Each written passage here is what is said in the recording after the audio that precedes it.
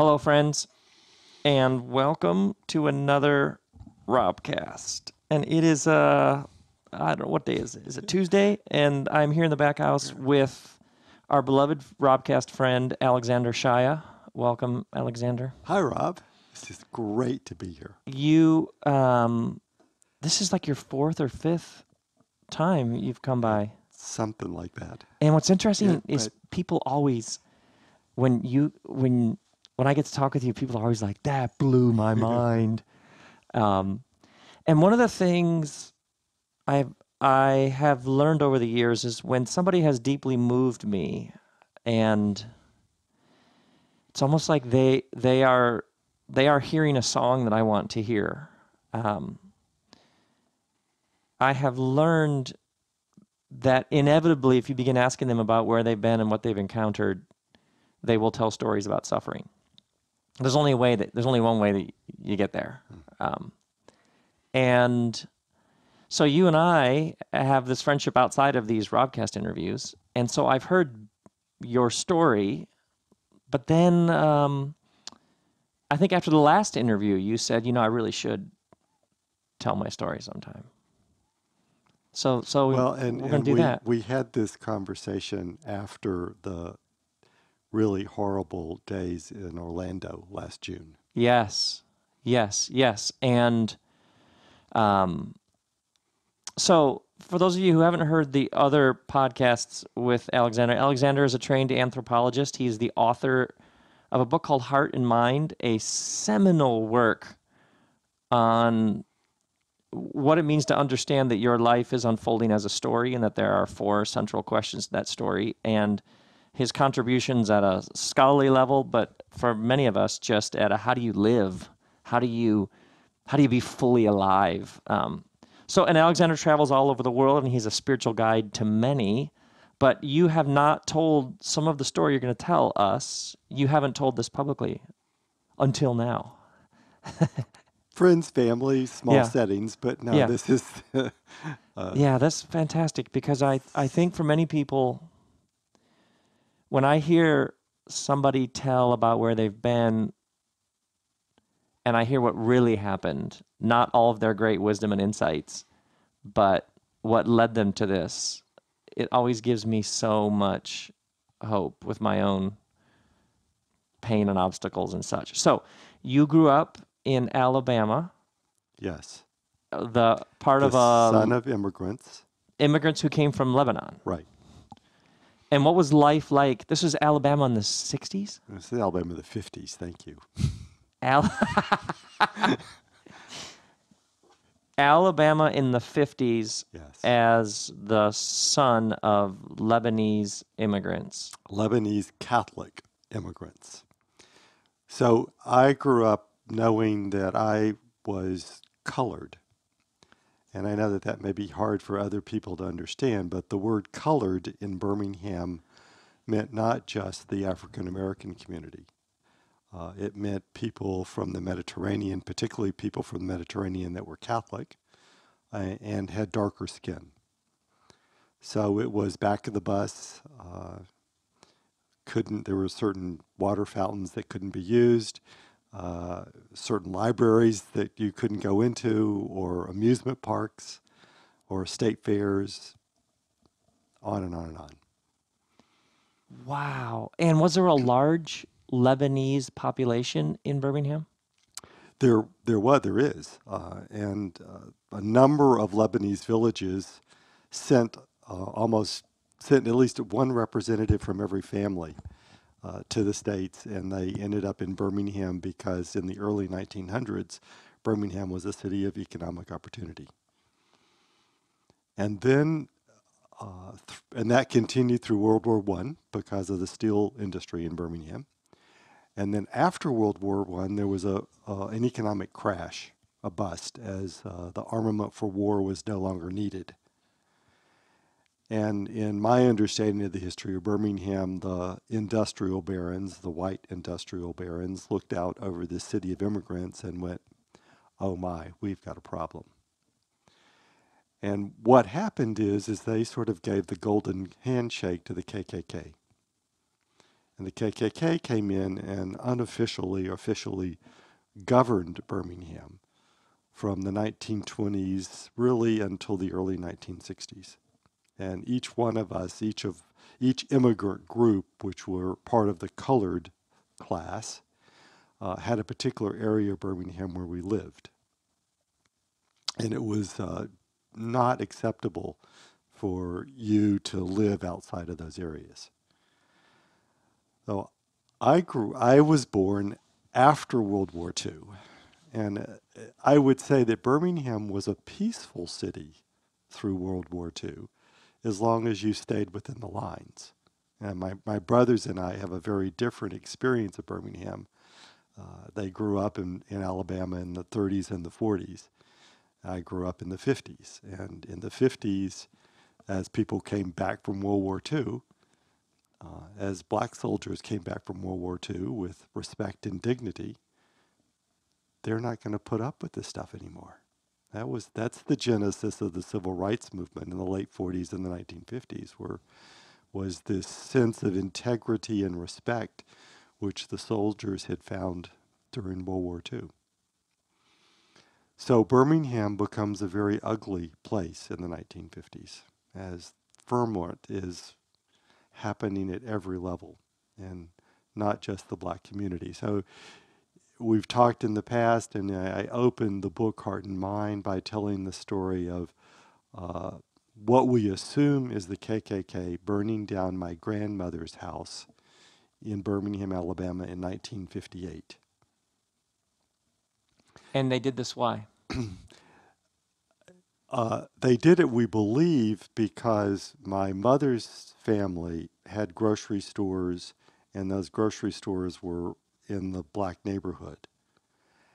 And the KKK wanted them to raise their prices. They wanted them to, if you, just as an example, if a can of soup is $1 in the white grocery stores, they wanted that can of soup to be $2 or $3 in the black grocery stores.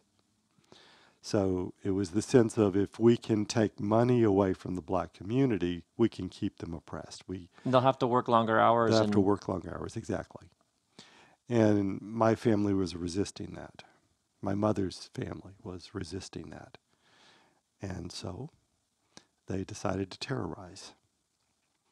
Were you there when did you race over to the house? Did you get I was 7 years old, and I'd already gone to bed. And what I remember is that suddenly my mother and father come, and they scooped me up on a blanket, backseat of the car, and we raced over to my grandmother, my sitto, it's the Arabic word for grandmother, my sitto's house. And when we got there, the house was totally engulfed in flames. It's an old, simple wooden house, and we didn't know where my sitto was. So we stood there for over an hour, believing that most likely we were not only seeing the house burn, but also my grandmother's funeral pyre. Now, fortunately, what had happened is that a friend, a neighbor, unknowns to the family, had dropped by early in the evening. It was a beautiful spring May evening, and picked my grandmother up and taken her to church. And she wasn't in the house. She wasn't in the house. I remember you telling me the next Sunday you would gather for lunch and what she said to everybody. Right. We were at I believe my aunt and uncle's home in the basement on tables made of wooden planks and Charlie horses. And my grandmother says grace, as she always did, as she was in the center of the room and all the rest of us were around. And she said grace. And you knew that you didn't reach for your fork until my grandmother had completed grace. But when she completed grace, she started looking around the room at each one of us, just catching our eyes for a moment. And she went person to person to person to person. And then she just very simply said, no hate, no hate, no hate. And then she picked up her fork. And in that moment, she changed our family. She changed the tenor of the conversation, and she changed the despair and the bitterness into a hope and a moving forward. And I remember in the way that a 7-year-old can remember in that moment. I wanted to know how to do that, that was something about my path, was to learn how my Sitho had, where does that strength come from? She had just lost her husband to a heart attack, and now she had lost the house and all the pictures and all the mementos that she had brought from Lebanon. And she never went back to Lebanon once she came to the States. So her whole history was gone. And her only concern was for us. No hate. No hate. No hate. No hate. Oh. So then then eventually you graduate and go to Notre Dame. Yeah, and I probably should just back the story up a little bit. My name is Alexander. And that name came, I grew up in the old ways. Even though I grew up in the industrial American South, I grew up as if I was living in a Lebanese village. When I was born, my parents had not picked out the name yet. And my father looked at me, and my father said, he's Alexander. Now, Alexander in my family is the name that's given to the next priest. My father's mother's family name is Al-Huri, which means the priest. And through my father, I am part of the line of Maronite Catholic priests in our mountain village in Lebanon. And the next generation, the son so ordained, literally so ordained at birth to be the next priest, is given the name Alexander. And so I was with the full expectation that this would be my life path. Oh, and you carried that. You knew that. I carried that, and it fit me. To a point, it fit me. This was the challenge later is that my father and I ultimately had a different understanding of priesthood. But yes, I grew up with a love of spiritual things, a love of religious things. A 3-hour church service, I was there. And so I grew up expecting to be a priest and knowing that that was exactly what the family wanted me, or that's how the family knew me, was as a priest. So it was a very odd thing because as I go through high school, I'm not dating, and I wasn't having any desire to date. And I was thinking of that at that point that, well, of course that's because I've been given, quote unquote, the gift of celibacy because I'm on my way to being a priest. But I had the great, a grace in my life was, for some reason I knew that though I was going to go to seminary, that I wanted to go to university first. I didn't. My father really wanted me to go to seminary as soon as high school was finished, and we sort of battled. And I stood my ground, and he gave way, and he agreed. I was thinking Ivy League, West Coast. We finally negotiated on Notre Dame. I ended up going to Notre Dame because that was as far away from Alabama as my father was willing for me to go, and also because it was Catholic. He thought, well, okay, he's going to go to a Catholic university and then he's going to go on to seminary. Notre Dame blew my mind at every level, and I am so grateful that almost everything that I do, all the formative teachers I had, the formative experiences I had, come from my 4 years at Notre Dame. Really, you trace it all back there. This is where you studied with Joseph Campbell. It is. Did you know he was Joseph Campbell then? No, it was like before. It was, he was just a professor. He was this Not the legend this sort of that he's interesting become. guy who came to teach at Notre Dame for 2 weeks every springtime. And you had to be an upperclassman to get into these seminar lectures that he was doing. So it was not until my junior year that I had the chance to be part of these 2-week seminars with him. Was he blowing minds then? Yes, I mean, this is like 1972, 1973, and he's opening scripture as great myth. And yeah, it's blowing my mind. I, what Joseph gave me more than his words was an energy and an attitude. How would you summarize the energy and attitude? He had this tremendous childlike curiosity about life. Yeah, it's always That was curiosity, the isn't it? energy. And then his attitude is that stories are very, very important, but there's a story underneath the story, which is the seed from which the story grows. And until you understand the seed, you don't really know the story. Can you give me an example? Well, so we're going to look at the story of where the two come to their father. It's a Native American myth, and it's about these two guys that go off in search of their father, etc. The story underneath is the story about what a man must do what a boy must do to become a man, and how for a boy to become a man, he has to what's the word I want to use? He has to, in some ways, significantly disappoint his parents.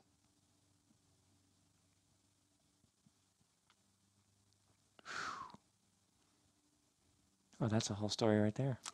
It is. So Campbell was opening up Old Testament, New Testament, Hebrew, Christian scriptures and taking us down to the seed and showing how at the seed, the Christian story is a universal story.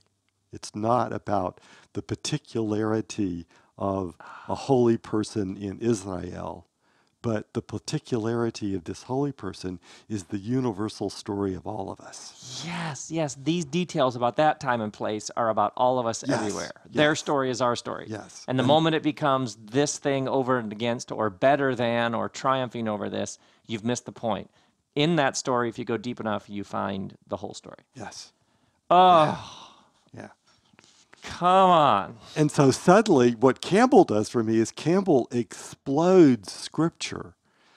He both deeply affirms my love of the stories in the Bible, but he explodes scripture into all the world's great mythologies, which I can then bring back as a way to more deeply understand the stories in the Bible. So that Yes, the stories in the Bible become even more true, yes. even more powerful, Alive. alive, and continuing, and continuing. And what's happening to you? And so you're at college. What's happening to you personally? Well, so Campbell's work comes in my life when I'm a junior and a senior.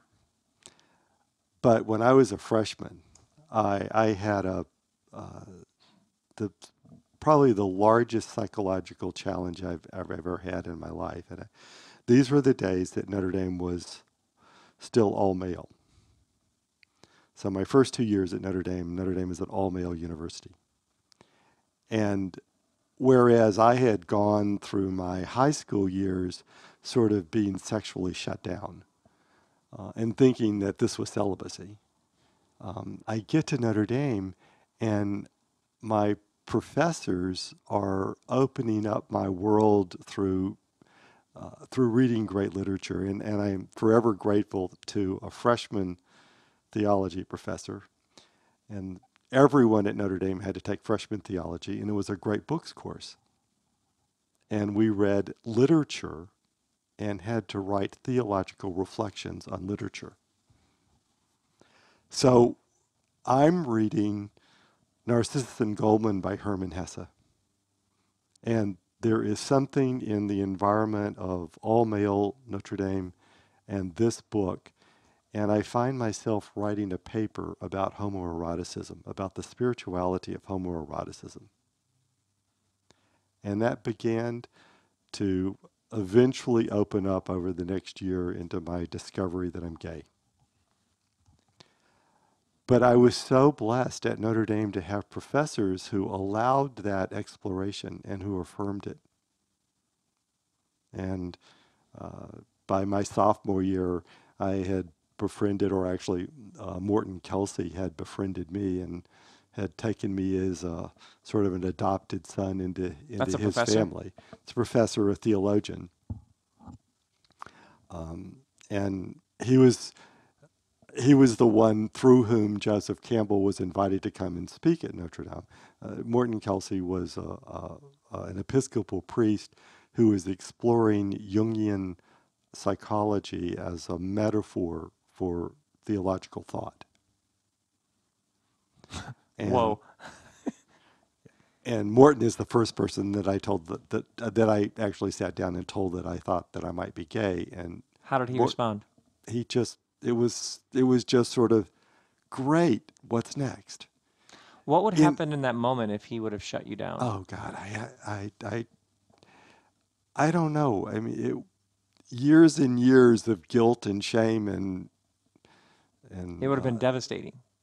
yes, because here was a priest, a well-known theologian on campus, and who also developed a wide following across the United States, at least.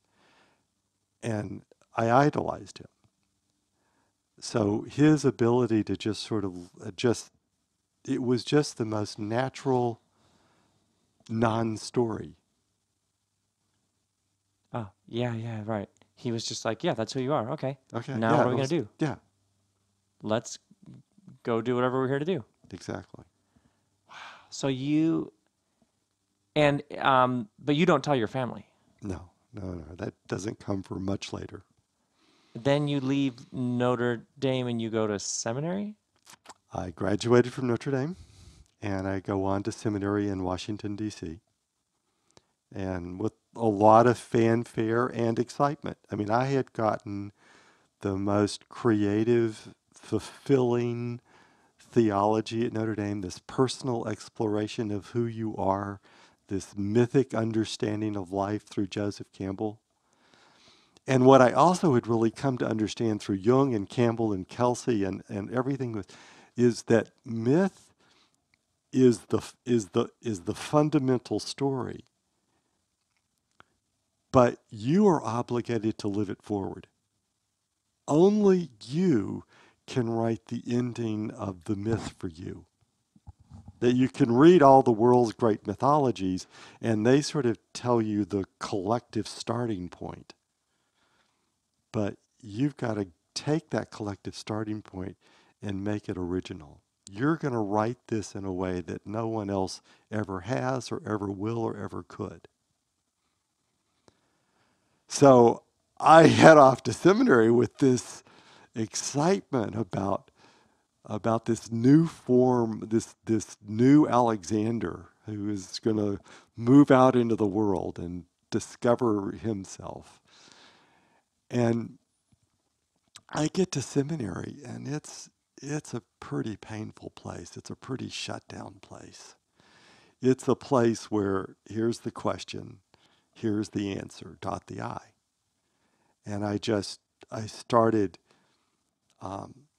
feeling paralyzed and constricted, and I felt like somebody had strapped me in an insane asylum, and I was going nuts, and I started having nightmares. And already through my Notre Dame years, I was tracking my dreams, and I don't have nightmares. And I was having nightmares. And I was getting suicidal. And there was a lot of acting out in seminary. And as I have heard other people tell the story, fairly common experience. Um, so I'd be sitting at dinner table with the rest of the seminarians, and there would be like terrible, terrible fag jokes being shared. And then after 10 o'clock, when it was lights out, um, then you hear the doors opening and the beds creaking, and it's just like I'm in this horror of um, I don't know the word, but for me it felt very inauthentic and it lacked integrity for me. And you are struggling with just ending it all. I'm struggling with ending it all. And then I had a dream. After a long series of very, very painful nightmares, I have this dream. And I'm standing in the most incredibly beautiful cathedral I've ever seen. I'm just absolutely blissed out standing in this cathedral.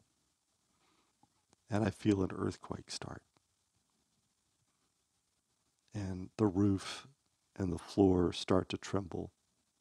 And I hear this voice in the way that you do in a dream, stand here.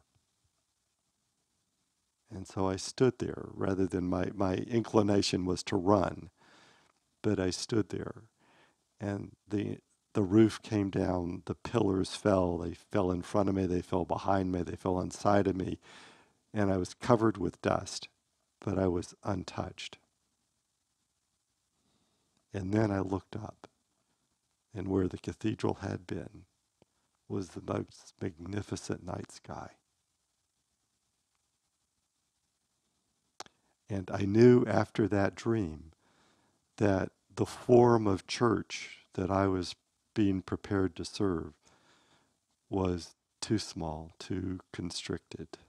Uh, that form, at that point in my life, I just knew that that form for me had to come tumbling down. I think today I can say that I think that that form for many has to come tumbling down. Yeah. That there's a larger reality, an incredibly alive cosmic reality which is waiting us. The whole thing is a temple. Yeah, everything is spiritual. Uh, well said. And you you have this dream, and do you make like life decisions based on this dream? I make life decisions based on this dream. And I go into the rector of the seminary and tell him that I'm leaving, shaking, totally shaking. I've always appreciated that image from The Lion, the Witch, and the Wardrobe. I think it's Prince Edward who says that courage is doing what you must with your knees shaking. Because I knew that in leaving seminary that I was going to deeply disappoint my family and especially my father. And I did not know what to expect from my father at this point. I think it's fascinating how many people there's a move they need to make to be true to who they are and what they're here to do. How often it involves disappointing someone. Yeah. Yeah. And the reason why people don't, and years later, wonder why they're stuck or why their life isn't everything they wanted it to be. But they can trace back there were key moments when they were too scared of disappointing someone, so they stayed. Yeah. I mean, if I had stayed in seminary, I would have become a very, very inauthentic priest. And I would have, I don't know whether it would have been drug abuse or alcohol but something not very good would have happened to me. So you go back to Birmingham then? I wandered for a few months, getting up the courage to go back and face my father. Where did your family think you were in those months? Well, I mean, I actually went back and hung out at Notre Dame with friends and spent a lot of time talking to Morton. But by Thanksgiving, I headed back to Birmingham to face the music. Alexander, the family priest, comes home having dropped out of seminary. And what's that? Are you terrified going home? I'm totally terrified. I mean, it was only the sense that I was doing this. I mean, it was a life and death decision. Stay in seminary, and I was going to kill myself one way or the other, even if it was a psychological killing myself.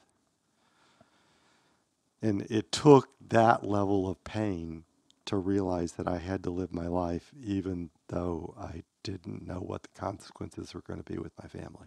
So sometimes when you see people who something's not right and they have to make a change and they're like, well, this isn't life and death. You're like, no, it is life and death. Yeah, This thing that you don't think is that important actually is life or death. it is. It was for me. Oh, and you go home. And I go home, and it's not pleasant. And I realize that, I mean, at this point, I don't tell my father everything of the story. I just told him that seminary was killing me, and that it was that, and at that point, it was that seminary was not going to be my way. I was still holding out the hope that there might be a better seminary out there somewhere. And so what do you do? Well, but also, throughout my Notre Dame years and throughout seminary, I had been totally committed to the idea of celibacy. But now, I'm in my 20s, and I've never had a date. I've never had an experience with another person, and I just know that I've got to walk into a gay bar. It is the most it's the second most scariest thing I've ever done in my life. So at that point in time, there was a gay bar in Birmingham that was called The Torch. What year is this?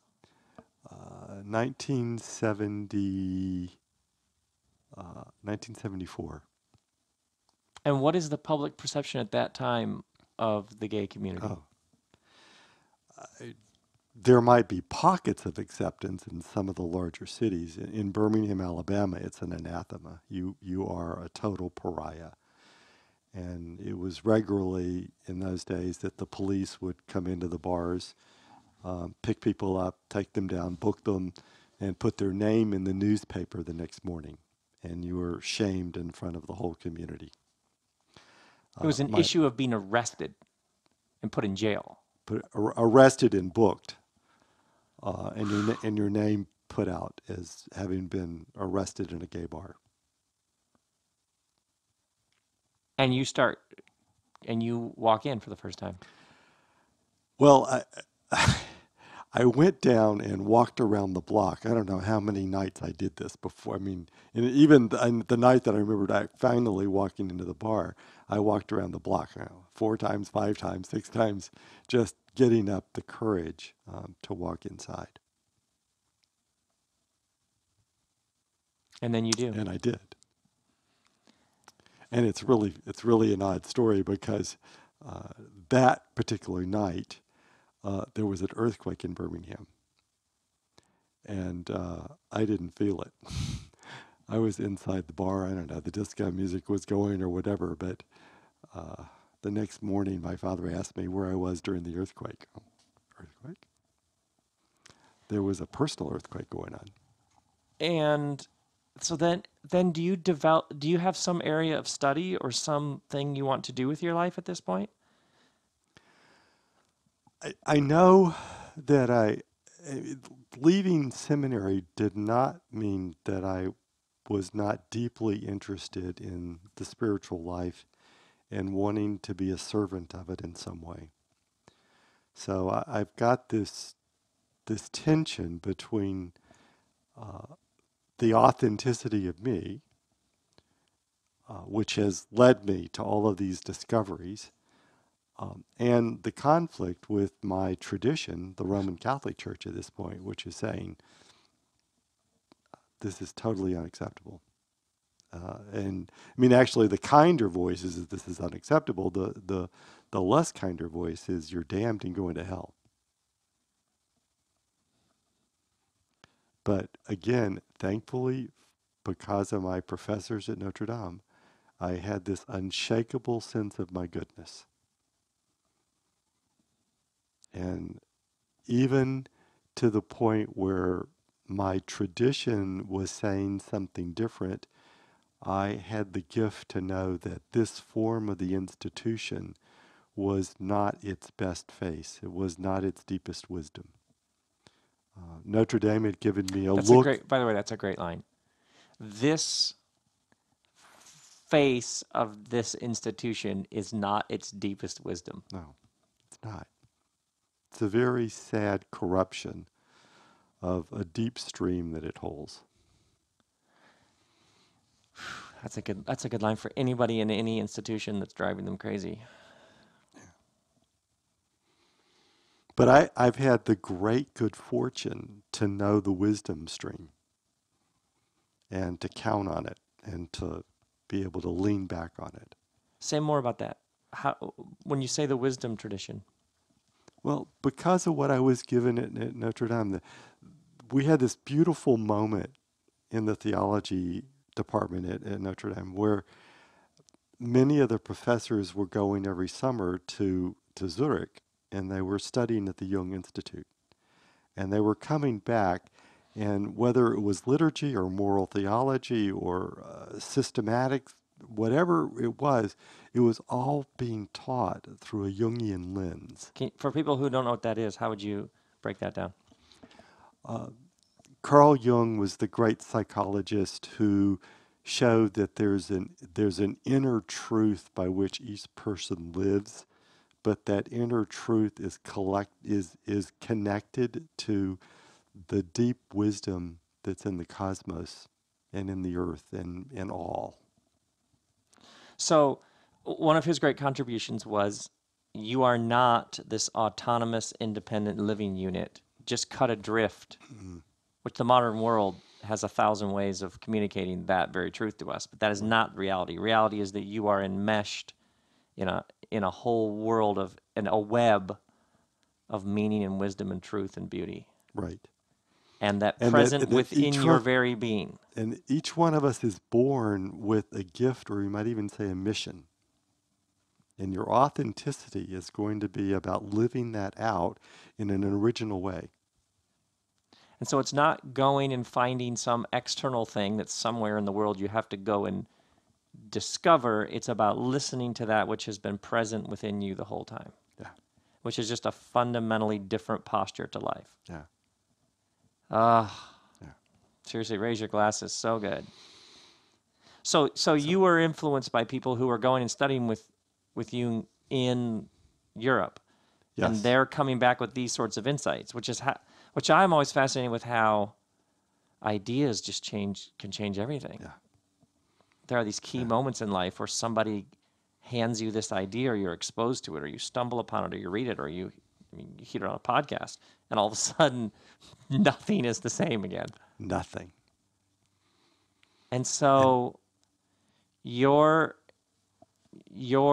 gay in Birmingham, which is like it has legal. When I think about like people saying, this is my path, I have some challenges. That's a challenge. Yeah. Like being true to yourself has legal implications. I'm so happy and delighted that gay, lesbian, LGBTQ people today don't have to live the story that some of us had to live in just a few decades ago. At this point in the 70s, they're not role models. Nobody is talking about this. You don't see this on television. They're not movies that are showing our community in a healthful light. There are very few books written. So today is really the beautiful flower of what's happened in our world in the last 4 decades. Now, to somebody who, with the election of Donald Trump to the presidency of America, which still is an odd sentence to say, surreal. I know for many people, election night was, am I going to be safe? Am I going to be harmed? Can I stay here? What do you say to those folks who this past couple months has raised all those questions of safety and protection and rights and? What do I say? We are going to be okay. Each one of us is going to be okay if we do our inner work. Our sense of being okay should never be defined by somebody else. And the Spirit, God, is profoundly with us. And for those of you who know my work on the four Gospels as the four spiritual paths, the second path, the path of Mark, the path of great trial and suffering and obstacles, is absolutely necessary for the flowering of our authenticity. So I can't say that this is going to be a moment without pain, but I can say this is going to be a moment that is going to have great beauty and great gift. You And can't say it will be without pain, but the pain will always be an invitation. if pain is an invitation. And in my work, of late, I've been talking a great deal about holy darkness and about the gift of radiance that comes out of the dark. And if you'll notice my language, I don't talk about the light very much because the light is too much a product, a stasis. What I talk about is radiance because radiance moves. And there is a place in the deepest dark where the new radiance bursts forth afresh. And I can promise all of us that that's a truth of the universe. It's the truth of Christian spirituality. It is going to be there. It's going to happen. I can't tell you when or the day, but I know that we're going to be okay. And I know we've got a tremendous amount of work to do. Just on the way over here, as I was in the taxi coming across over this morning, and the cab driver had the news on, and I had this moment of profound shudder hearing this morning's news. We're going to be okay. It's going to be painful, and we're going to be okay. So that's so well said. So let's I want to go back to you and your dad. What happens then? You're now mid late 20s Mid-20s. and your dad finds out you're gay at some point. Um, I moved to New Orleans as I kept thinking if I could live anywhere in the South, I could live in New Orleans. And while I'm there, I meet my first partner. His first name is Lawrence. And Lawrence and I are together for 12 years. And uh, what I decided to do was to give my parents all the information until they would ask the question. I kept thinking if they can ask the question, they'll be ready to hear the answer. So my parents came and visited Lawrence and I in New Orleans and stayed in our one-bedroom home. We gave them our home. We slept on the hide-a bed in the front room. They didn't ask the Nothing. question. It was about 2 years later, and I had gone to Birmingham by myself for a visit, and we were sitting one night in the den, and my mother turned to me and my mom said, "Lawrence is more than a friend." And I said, "Yes, Lawrence is more than a friend." And my mother sat there asking questions, and my father got up from his chair and went into the bedroom. And we didn't speak again for about 3 years.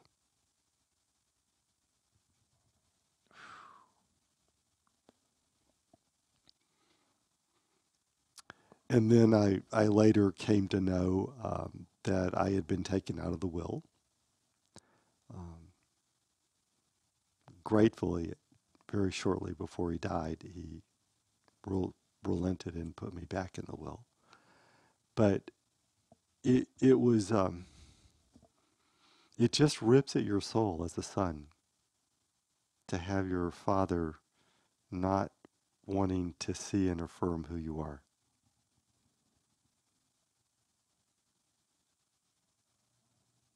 And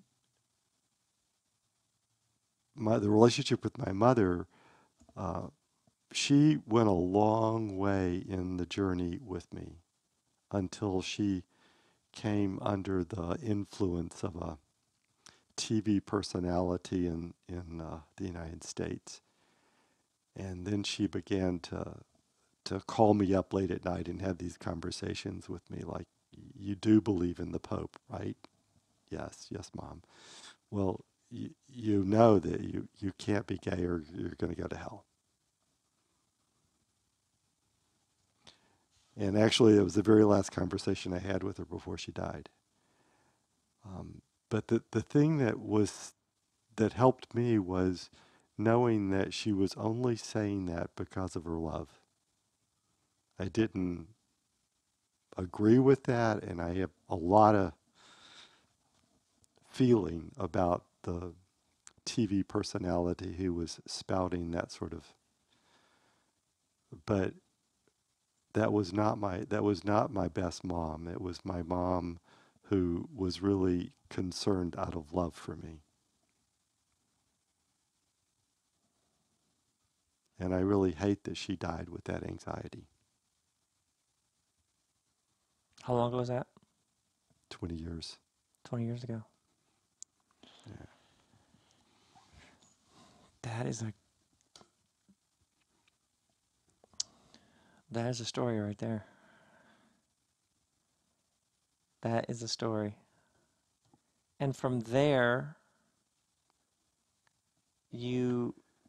Well, I mean, so for a long time, I was working for the Roman Catholic Church.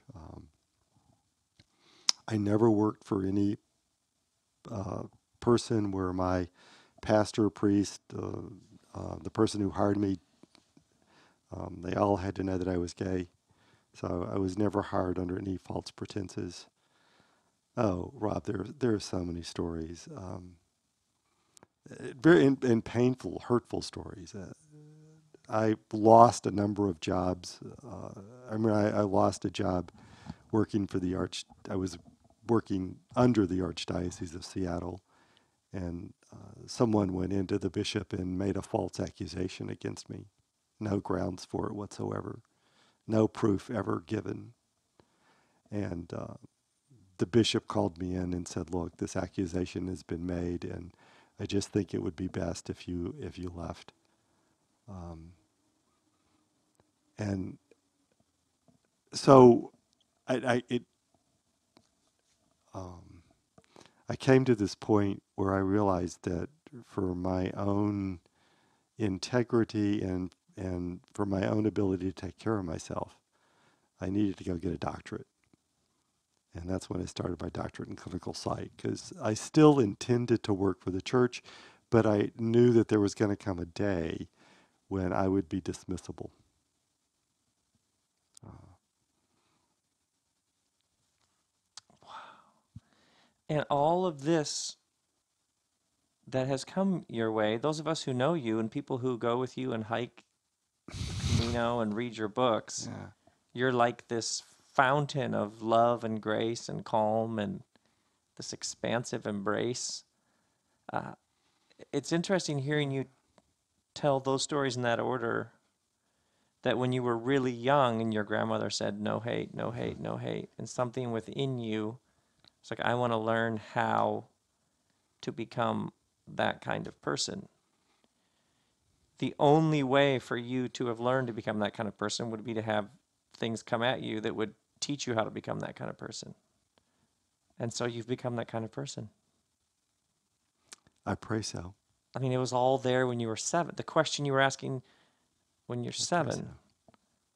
turned out to be the question that you have spent your life pursuing. Yeah. Amazing. Just amazing. And I really feel as if I have upheld the family lineage.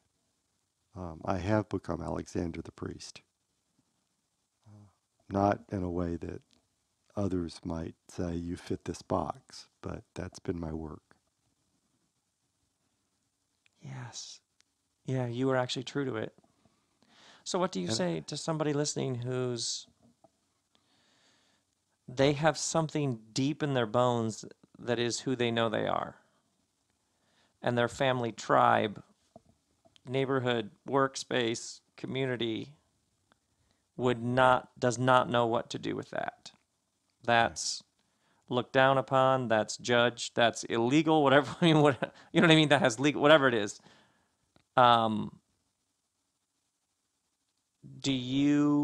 what do you say to them? Because I'm sure people say this to you, ask you these sorts of questions all the time. Each of us today, in my mind, is obligated to live our authenticity. And if we do, as our spirituality says, as Jung writes about, when we truly live our authenticity, doors will open where other people see walls. Miracles will take place. Resources will show up that we never imagined could come our way. There is sort of magic and mystery in the cosmos, but it all is dependent upon us living the person that Spirit intends us to be. And when that has to be lived in the face of others' criticism, it's painful, I know, and we need to do it, and everything will be okay. In fact, everything will be more than okay. It'll be great.